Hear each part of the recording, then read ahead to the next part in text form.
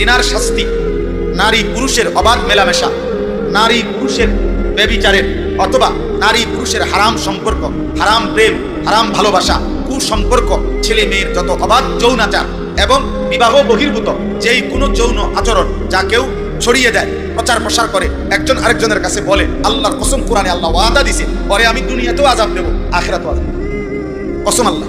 এটা সূরা নূরের মধ্যে আছে, ইন্নাল্লাযীনা ইউহিব্বুনা আন তাশিআল ফাহিশা ফিল্লাযীনা আমানু লাহুম আযাবুন আলীমুন ফিদ দুনিয়া ওয়াল আখিরাহ।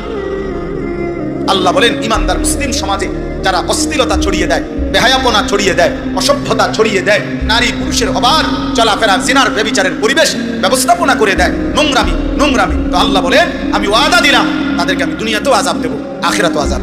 এজন্য এই সমস্ত রাস্তার পাশে চলার পথে যারা এমন ব্যবস্থাপনা করছে, যেই ব্যবস্থাপনায় অর্ধেক আলো অর্ধেক অন্ধকার, লাল নীল চিকিমিকি, আলো আধা অন্ধকার, ছেলে মেয়ের গোপন একাকী বসার জায়গা, অসভ্যতা করার জায়গা, আল্লাহর কসম এই ব্যবস্থাপনাকারীদেরকে আল্লাহ এই দুনিয়াতে বেইজ্জতি করবেনই।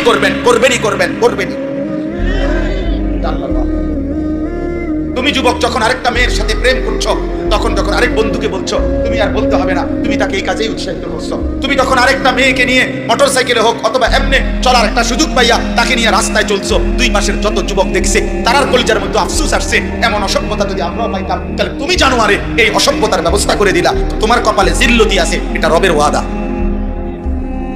অপমানযোগ্য কোন সুন্দর যদি বলে অপমানিত হয়েছে কিনা যদি জানতে চাও, তো আমার সাথে আলাদা যোগাযোগ করো, আমি শোনাবো তোমার ব্যর্থ, অপমানিত, লজ্জিত, এই দুনিয়ায় ঘৃণিত যুবকের গল্প। তোমার হোয়াটসঅ্যাপে শোনাবো, তুমি শুনবা ইনশাআল্লাহ।